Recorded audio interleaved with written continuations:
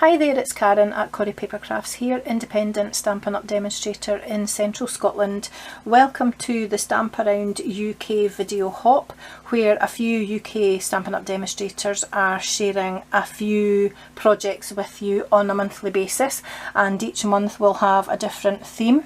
All the links to everybody else's videos will be in the description bar below, so I would ask that you visit them all. You will not be disappointed. You'll see some gorgeous projects as you go around, and sharing a bit of love and giving people a thumbs up and a few perhaps positive comments would be very much appreciated. So this month's theme for the hop is masculine, and I decided to make a masculine gift bag here. It has a reinforced top, so that also helps to hide the ends of the ribbons, just to make my bag a little bit neater. And it's using Night of Navy cardstock, and I've done tone on tone stamping using Night of Navy ink as well. It uses 2 full sheets of A4, that's international A4, which is 11 3/4 inches by 8 1/4 inches. And I've already prepped one half of the bag, and I'm going to go through with you prepping the second half of the bag and then put it all together. So I'm going to put my bag over to the side just now, and as I say, you'll need 2 pieces of A4 cardstock. I'm using Night of Navy again, and as long as you have at least 11 1/4 inches on the length, 11 1/2 would be better, but because we're 11 3/4, that's okay. It just gives a larger flap for joining the bag together, because the flaps to join it together are going to be at either side of, or at one side of each of the pieces. So as long as you have at least 11 1/4, it really doesn't matter. And 8 would do as well as 8 1/4. So the height of the bag isn't quite as important, but definitely the length is.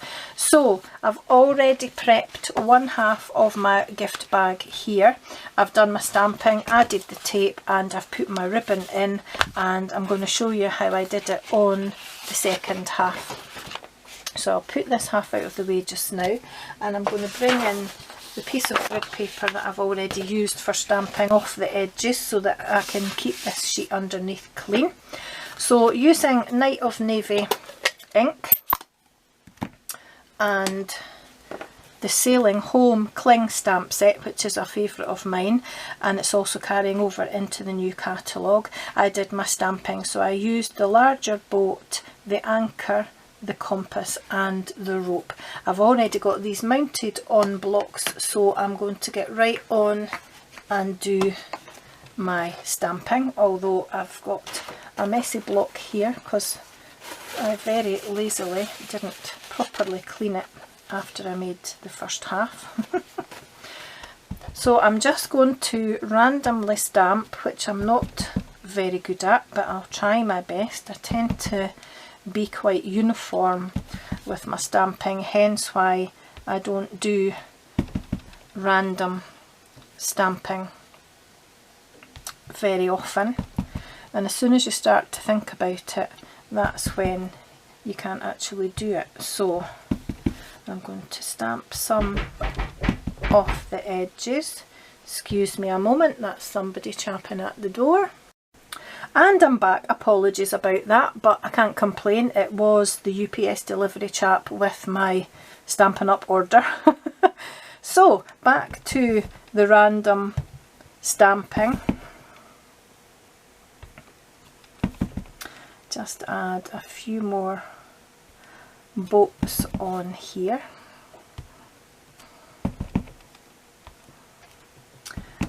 And a bit of the bottom here, and maybe no, do you know what, I'm going to leave that for now, and then I'm going to come in with my compass and add those, and then I can always come back and add other bits later if I need to. So I'm just trying to find some spaces to add these. Bit off the top here a bit off the side here, bit off the bottom here, I think. Add one here and maybe one up here. I think that'll possibly do for now, so let's come in now with the anchor.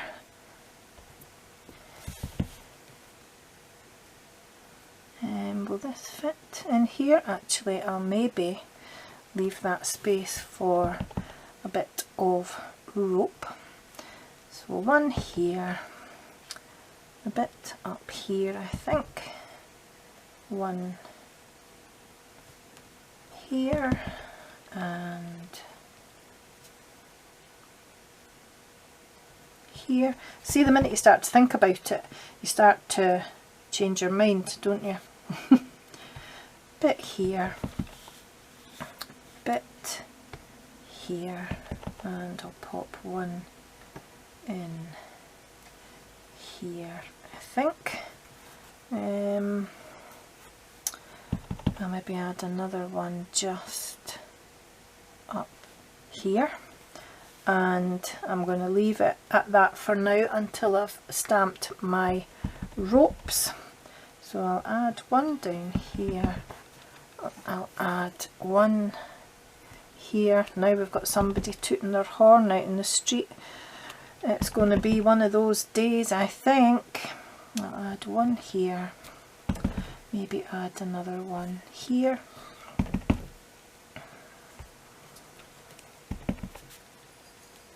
I don't know why I'm telling you I'm going to add one here and one here and one here, because you're not going to actually see what I'm doing. Add another one and a bit up the top. Add a bit there, I think. Oh, I keep hitting the base of my lamp with my block, and maybe a bit coming in from the side, and I think that'll probably do us. I don't think that's too bad at all.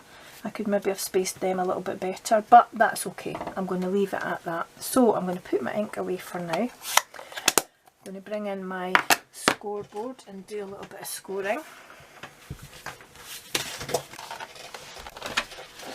So on the long side, I'm going to score at 8 inches and 11 inches.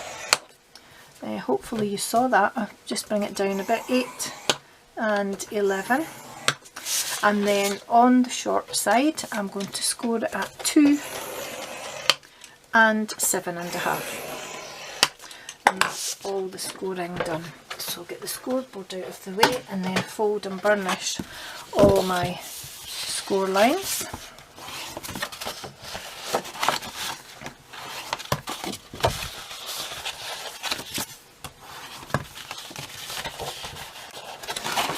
There we go. And then I'm going to get rid of this dirty piece of grid paper, and then I'm going to do a bit of cutting. So with this narrow fold at the top and this wider fold at the bottom, because this is going to be the base of the bag, I'm going to remove this rectangle here and cut at a bit of an angle, and the same here. And then on this edge I'm going to remove that score line, but just notch it very, very slightly, not a lot at all. And I'm going to do the same here, either side of this score line. I'm going to notch it very, very slightly, not a lot at all, that size. And then I'm just going to notch the very edge of here ever so slightly as well. So again, I'm just taking a tiny little bit off, and that's all my cutting done. But before I do anything else, I'm going to take this folded longer edge, which is the top edge of my bag, and I'm going to line this up on my grid paper, and I'm going to make a mark, oops, at 1.5 inches just here. Oh, that's not working, so let's grab a pen. So 1.5 inches here and 6.5 inches, and that's just a marker for coming in with my 1/2 inch circle punch, which is retiring, but I know many people won't be getting rid of them, and they can be picked up elsewhere if you don't already have one. So I'm just cutting out a tiny little bit, just enough to make a hole like that for my ribbon to go through. So again, in really just a couple of millimeters, maybe 2-3 millimeters, and punch that out. So again, you're just making a little oval hole like that for the ribbon to go through. And then I'm going to add some tearing tape to various parts of the bag as well. So I'm going to add a piece on the outer edge of this narrow flap here, and also just below but not over those holes that I've just made with my punch here. And I'm going to add a couple of pieces along this flap here for joining the side of my bag together. And I'm going to add a couple of pieces just to make sure the bag stays together, because if you put any weight in it at all, you want it to survive that weight. And then I'm going to add a piece along this flap here too, or a couple of pieces near the folded edge and near this outer edge here. And then one last thing that I need to do, which I didn't do when I did the rest of the cutting, is along the base I forgot that I need to cut up to the horizontal score line here, removing the score line onto that shorter tab here, and just notch either side of that as well. And then turning it over, I'm going to add a piece of tearing tape just about there. So the only difference between the tape on this flap, on this half of the bag and this half, is that this is going to be the front flap that folds over last, so I just need to add tape onto that bit, but I don't need to add it on both pieces. So all I need to do now is pull my ribbon through. So for the ribbon handles I used the denim 3/8 of an inch ribbon here, which is also carrying over into the new catalogue. It's a ribbon I've had for a while, but I've never actually used it until today. And I'm just going to pop one end through each of those holes. Pull it quite far through just now until you line your handle up, so you want to make sure it comes up and over and round without twisting, like that. And then what I did until I'm ready to put my bag together is I just peeled back the backing tape a little bit beside each part of my ribbon and just pulled through enough to stick to that tape. And I'm just going to trim these frayed parts, and then I put the backing tape back down. So again, and that's not going to lift very easily, I don't think. So pulling that part back and pulling that part back, I'm just going to stick my ribbon down like so, and then put the backing tape back. And then I'm ready to stick my bag together. So taking the backing off of one side at a time, like so, and then just folding back any rogue pieces of tape on either end. I'm going to bring the flat edge, not the taped edge, but the flat edge, keeping the narrow tab at the top and the wider tab at the bottom. I'm just going to match up the score lines top and bottom about there. Just give that a good press down on either side, and then turn it round and join the other sides together too.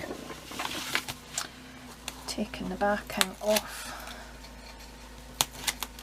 and remembering just to fold in any extra pieces of tape, and this should pretty much fold over perfectly and join up, and there we are. Okay, so before I do anything else, I'm going to join the base of the bag together. So I'm going to take the tape off of these side flaps just here,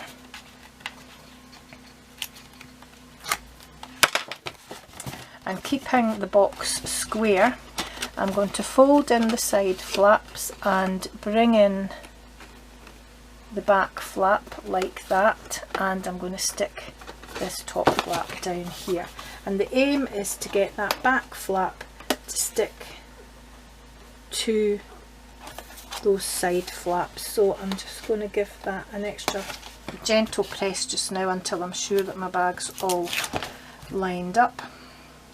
Take off these last bits of backing tape, make sure that I'm happy with where the back flap has gone to, and then bring in the front flap, and I just bring my bone folder in, give these a bit of a press down, and then all that's left to do is remove the backing on all of these parts here. At the top it might be easier to lie them down actually, and certainly on these pieces, take these off. Oops. Just pulled a bit of my ribbon there, but that's okay, I'll just get rid of that. Take these pieces of tape off here. And the last part is these side ones. And then I'm just going to fold down all these flaps on the inside of my bag, and that gives it quite a bit of strength around the top. Okay, so making sure that I fold in any excess at the edges, and then gently pull on my handle to make sure it's not caught up underneath, and just press that down. I don't know if you managed to see that or not, and that gives you a nice neat finish on the inside. So again, pulling gently on my handle, and if I can angle it a little bit, just let you see, pressing that down. Okay, and by notching very, very slightly at each end of these, that just makes sure that your bag goes together. So all that's left to do is a little bit of stamping for my sentiment, and I need a piece of scrap Whisper White, and I used a piece of Seaside Spray as well, which is one of our 19 to 21 in colours. And the sentiment was stamped using the Happy Birthday from the Peaceful Moments cling stamp set as well. I love the font in this. These are carrying over into the new catalogue as well. They were as bundles in the Spring Summer mini catalogue, but they're going to be available. There are two different bundles, but the Peaceful Moments and some dies go together again to make a bundle in the new catalogue. So I've already got my Happy Birthday stamp out somewhere. Here we are. So pop it on my block and find my ink pad underneath all my mess and stamp my Happy Birthday here. There we go. And then I used my 2-inch circle punch to punch that out like so. Oops, you can see I've used that for something else.